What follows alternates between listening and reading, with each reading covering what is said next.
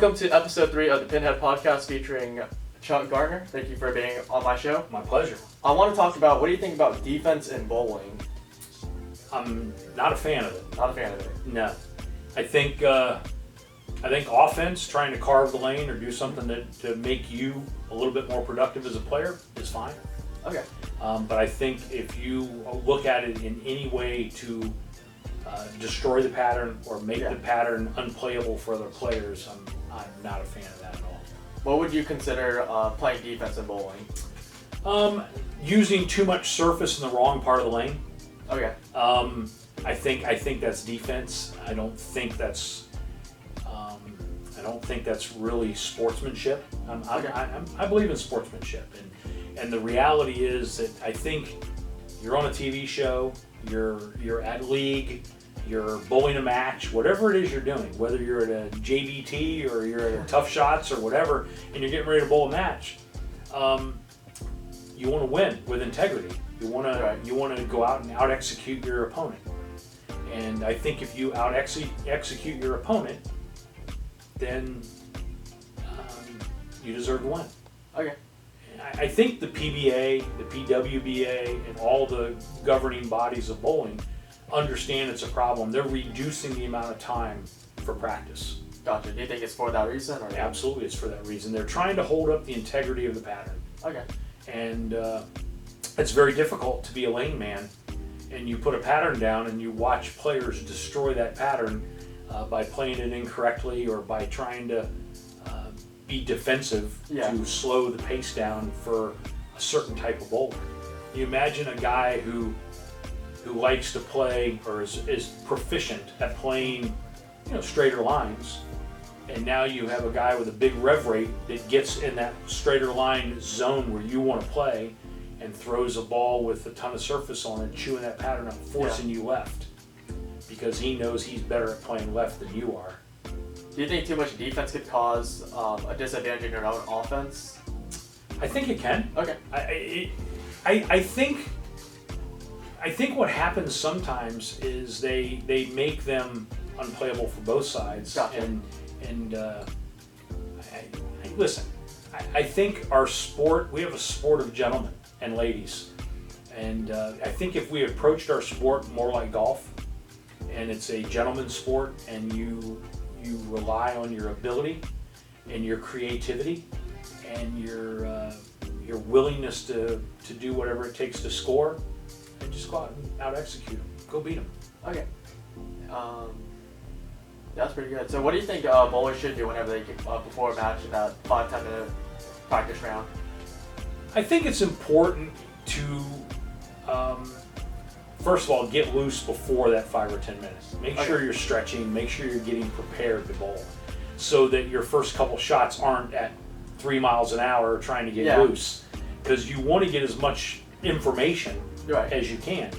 So I think it's important to shoot a couple spares. What I encourage people to do is their first 3 or 4 shots in practice, shoot the 10 pin. Because you're getting loose anyway.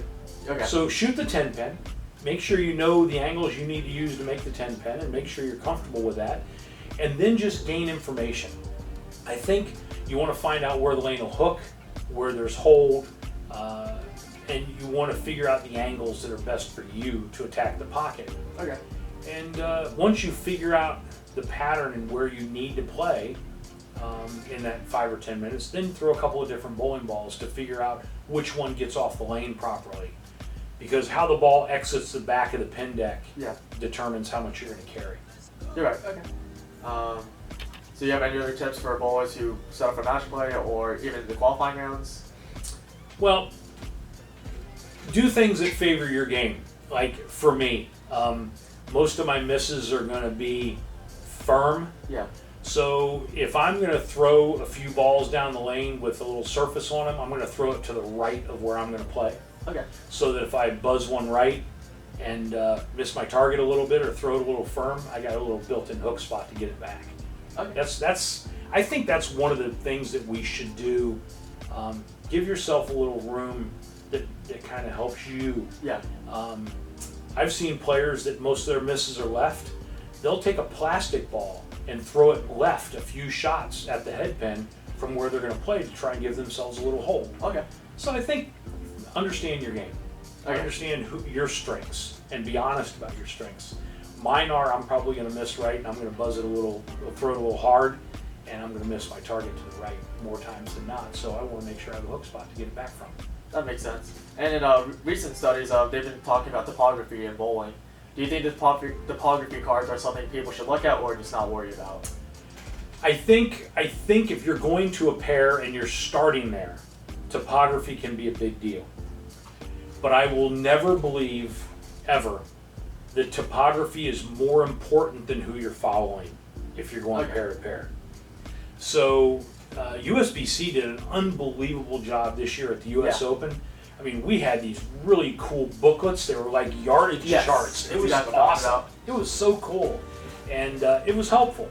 But I think people might have focused a little bit too much on it, especially, well, if you're going to game 3 or game 4, and you're following guys that threw urethane or guys that threw big bowling balls that were way left of you, how much is topography really going to affect you?